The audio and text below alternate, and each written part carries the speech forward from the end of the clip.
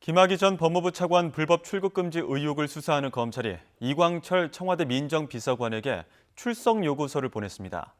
이 비서관은 김 전 차관 긴급 출국 금지를 신청한 이규원 검사와 이를 승인한 차규근 출입국 본부장을 연결해주는 등 깊숙이 개입한 의혹을 받고 있습니다. 박서경 기자가 보도합니다. 수원지방검찰청은 최근 김학의 전 차관 출국 금지 당시 청와대 민정비서실 선임행정관이던 이광철 비서관에게 소환 조사를 통보했습니다. 피의자 신분으로 검찰에 출석해 조사받으라며 2주 정도 기간을 줬고 날짜를 특별히 지정하지는 않았습니다. 이 비서관 측은 아직 아무런 응답이 없는 것으로 알려졌습니다.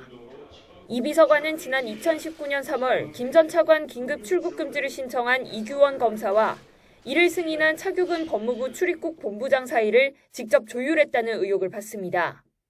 이미 불구속 상태로 재판에 넘겨진 차 본부장과 이 검사의 공소장에도 이 비서관이 개입한 구체적인 정황이 언급됐습니다.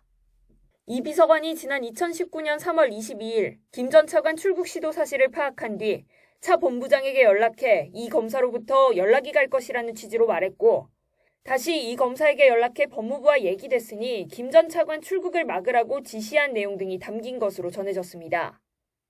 이광철 비서관과 이규원 검사는 사법연수원 동기로 변호사 시절 같은 법무법인에서 근무하기도 했습니다.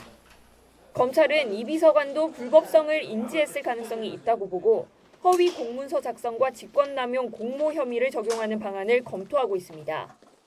차 본부장과 이 검사의 첫 재판 일정이 다음 달 7일로 잡힌 만큼 검찰은 이 비서관에 대한 수사도 조속히 결론 지을 것으로 보입니다.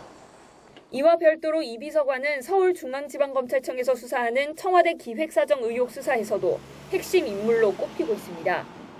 이규원 검사가 김 전 차관에게 성접대를 제공한 윤중천 씨 면담 보고서를 조작하고 외부에 유출했다는 의혹에도 이 비서관이 연루된 정황이 포착된 겁니다. 윤 씨 면담 전후로 이 검사와 이 비서관이 계속 전화를 주고받았다는 통화 내역 등이 근거로 지목됐습니다.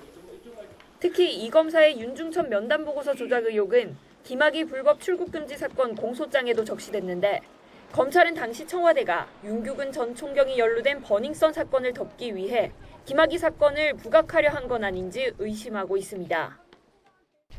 청와대 기획사정 의혹과 관련된 이규원 검사 사건은 공수처로 이첩된 뒤 한 달째 수사가 중단된 상태입니다.